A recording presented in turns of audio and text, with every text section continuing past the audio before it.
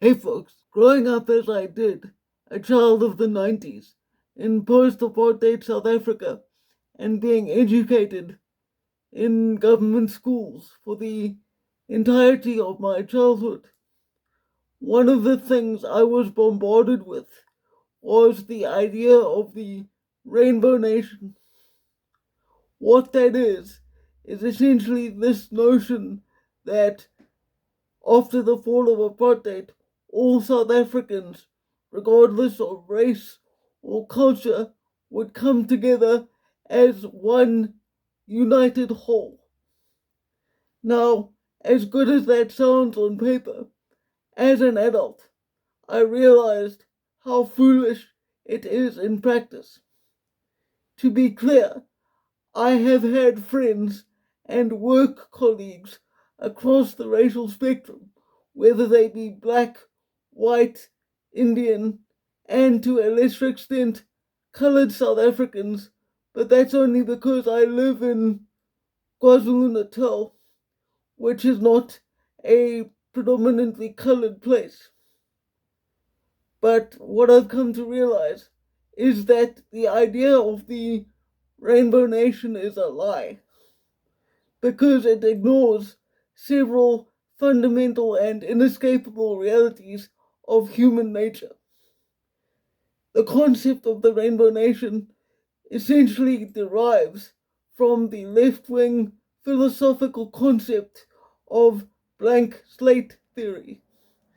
The idea that human beings are all blank, interchangeable units who can be programmed with any thoughts or beliefs that their leaders want them to have.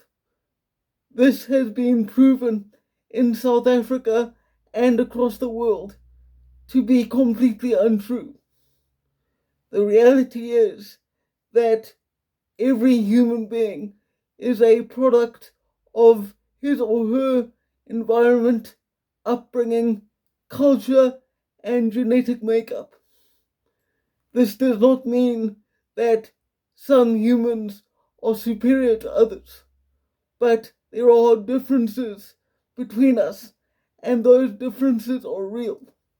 We can try to ignore them or pretend that they don't exist, but they do, and ignoring them only leads to conflict down the line.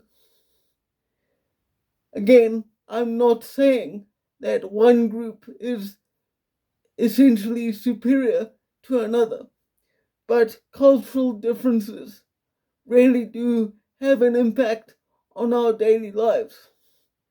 There is a reason that after apartheid, racial communities didn't tend to mix on a on a large scale. Indians continued, on the whole, to live with Indians, whites with whites, coloreds with coloreds, and blacks with blacks. That's not the case for everyone. For example, the neighborhood I live in a suburb called Waterfall, which is just outside Durban, is a neighborhood with a mixed racial makeup. There are blacks and coloreds here living alongside white neighbors. But for the most part, people prefer to live with others who share the same cultural and racial similarities that they do. That is a fact. And that is why South Africa never became a rainbow nation. Because the very idea that it could is, as I say, a complete lie. This is not an argument in favor of racial hatred or the idea that the races should be kept separate. One of the reasons apartheid was so evil as a system is that it enforced racial separation through law and violence. I believe that if you are one particular race and you want to associate with people outside of your race and you want to marry them and have children, that should be up to you.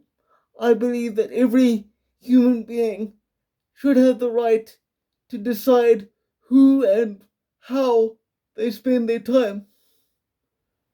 But it's just a fact that for most people, they tend to stick with how they were raised.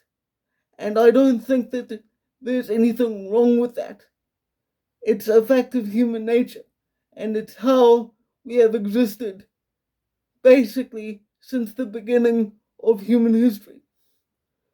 If we can acknowledge that the differences between us are real, then we can move forward on that basis and work with one another in productive and sustainable ways.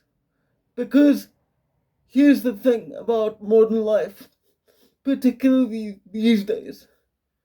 You are told that if you notice differences between yourself and someone else, then you are somehow hateful or racist. But it is our differences, the very things that set us apart, that make us interesting and vibrant as human beings. And the reason why ignoring these differences tends to be harmful in the long run is that the unpleasant reality is that some cultural values simply do not mix with others. So if people of different races or cultural backgrounds are going to live together in peace, we need to be able to safely acknowledge our differences and all unite under one single principle that brings us all together, such as the agreement that we're all going to live in peace and recognize each other's property rights and rights to self-determination. The idea that we should all conceive of ourselves as blank slates who can be programmed with whatever ideology is most fashionable at the time is nonsense and only leads to chaos and needless harm. As always, I hope that you find my content helpful or useful in some way. Look after yourselves, take care of each other, and for now, farewell.